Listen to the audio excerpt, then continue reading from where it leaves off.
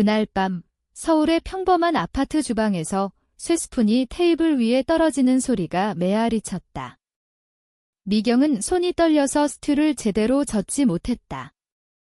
부모님의 얼굴은 창백했고 오빠 민주는 팔짱을 끼고 앉아 미소를 지었다.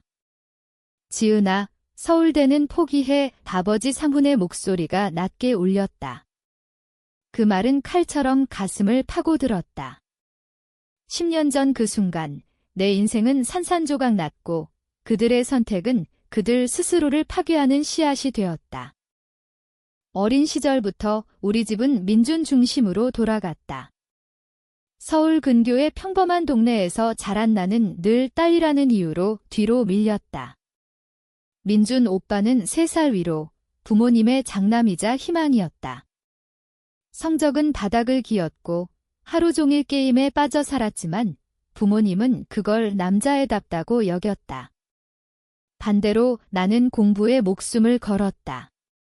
학교에서 1등을 놓친 적 없었고 토론 동아리 회장으로 활동하며 다른 아이들을 과외했다. 돈이 필요해서였다.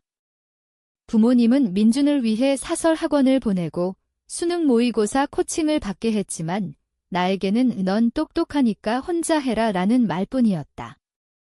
그 무관심이 매일 가슴을 찔렀다. 왜 나는 안 돼? 라는 질문이 속에서 쌓여갔다. 고등학교 2학년 때 상담 선생님이 나를 불렀다. 지은아, 서울대 갈 실력이야. 그 말이 내 안에 불꽃을 지폈다. 수능 준비 기간은 지옥 같았다. 민준의 대학 불합격 통보가 쌓일 때 내 우편함에는 합격 서류가 쏟아졌다.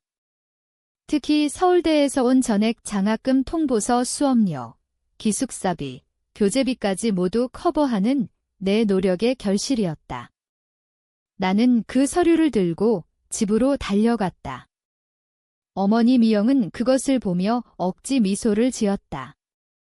아빠 올 때까지 기다리자. 그 미소가 불길했다. 부모님은 며칠을 미루더니 마침내 가족회의를 소집했다. 메뉴는 민준이 좋아하는 김치찌개였다. 나는 축하받을 줄 알았다. 바보처럼. 저녁 식사 후 아버지가 헛기침을 했다. 가족은 서로 희생해야 해. 그 말로 시작된 폭풍. 서울대는 포기하고 지역 전문대 가라. 민준을 위해 돈을 모아야 해. 어머니가 덧붙였다. 여자애가 명문대 가서 뭐 할 거야? 너는 어디 가도 잘할 텐데. 민준은 도와줘야 해. 그 순간 세상이 무너지는 소리를 들었다. 민준은 이미 대학을 떨어져서 재수학원을 알아보고 있었고 부모님은 그 비용을 위해 나의 꿈을 팔아넘기려 했다. 미쳤어. 내가 속삭였다. 아버지의 얼굴이 붉어졌다. 이런 버릇없는 년. 우리는 내 부모야? 가족을 위해 희생해라. 어머니는 울면서 이기적이지 마. 지은아. 오빠가 필요해 라고 했다. 민준은 그냥 앉아서 웃었다. 그 미소가 내 심장을 찢었다. 논쟁은 폭발했다. 나는 소리쳤다.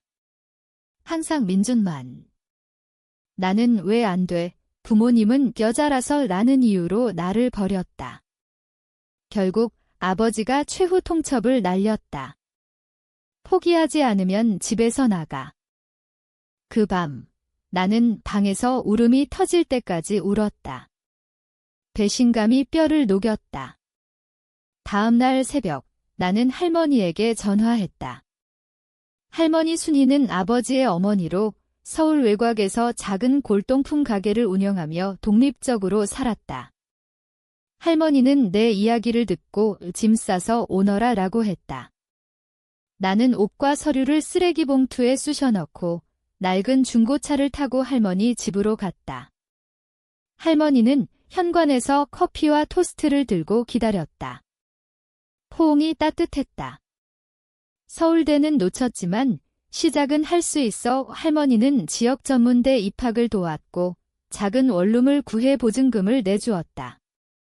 나는 낮에는 수업, 오후에는 과외, 밤에는 식당에서 일했다. 잠은 4시간, 밥은 라면으로 때웠다. 피로가 쌓였지만 분노가 나를 밀어붙였다. 부모님의 전화는 무시했다. 민준의 메시지 기기적인 연을 보고 차단했다. 할머니만이 내 가족이었다. 전문대 1년 반 후, 나는 서울대가 아닌 카이스트로 편입했다. 부분 장학금을 받았지만 도서관 아르바이트와 주말 카페 일을 병행했다. 그때 할머니가 부모님 소식을 전했다. 민준을 위해 부모님은 사립대에 돈을 쏟아부었다. 대출, 집 담보, 퇴직금까지. 하지만 민준은 학사 경고를 받고 클럽에서 싸움으로 퇴학당했다. 다른 대학으로 옮겼지만 한 학기 만에 자퇴. 집으로 돌아와 게임과 도박에 빠졌다. 부모님은 여전히 시간이 필요해라며 변명했다. 나는 카이스트에서 경영학을 우등으로 졸업했다. 스타트업 재무팀에 들어갔고 안정된 급여로 저축을 시작했다.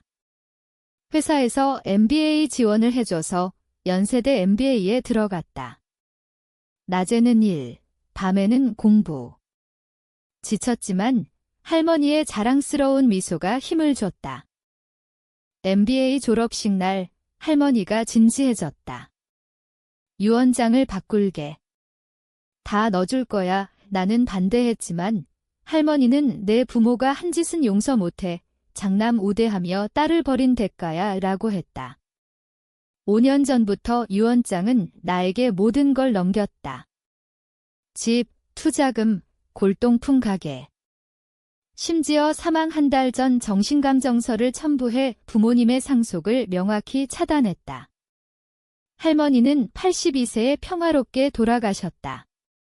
장례식에서 부모님과 민준이 왔지만 나는 그들을 피했다. 그들은 유산을 노렸다. 유언장 낭독날, 변호사 선생님이 읽었다.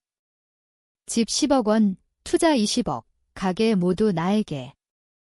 부모님에게는 이런 딸을 버린 대가로 라고 적혔다. 아버지가 벌떡 일어났다. 이건 조작이야. 지은이가 할머니를 속였어. 변호사는 정신감정서와 증인 서명을 내밀었다. 할머니는 건강했어요. 아들은 선택했다. 이제 나도 선택한다라고 하셨어요. 어머니가 울었다.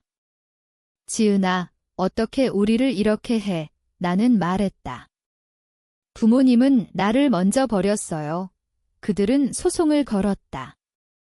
부당 영향이라 주장하며.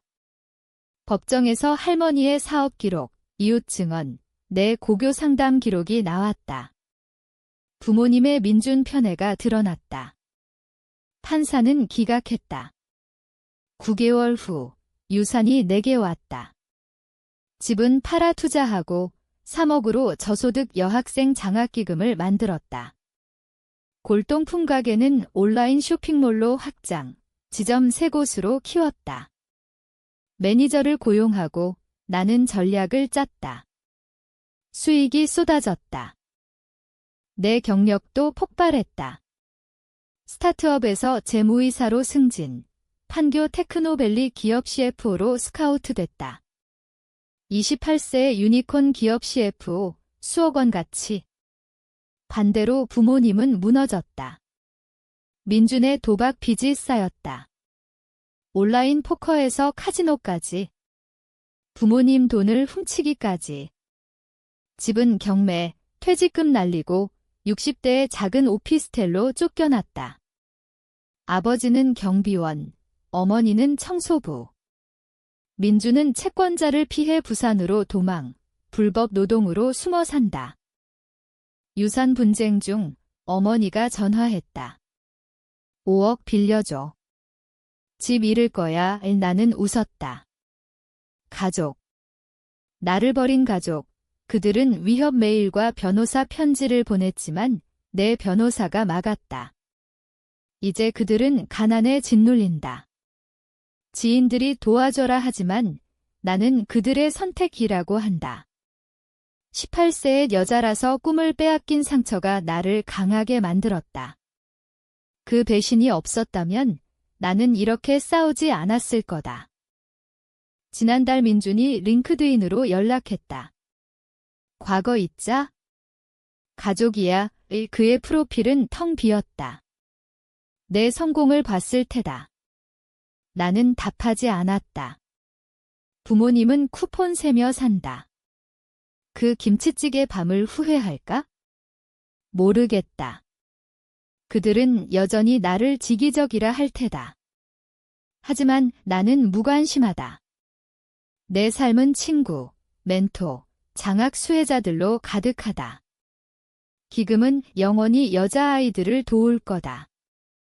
그들의 패배가 내 승리가 됐다. 나는 그걸로 만족한다.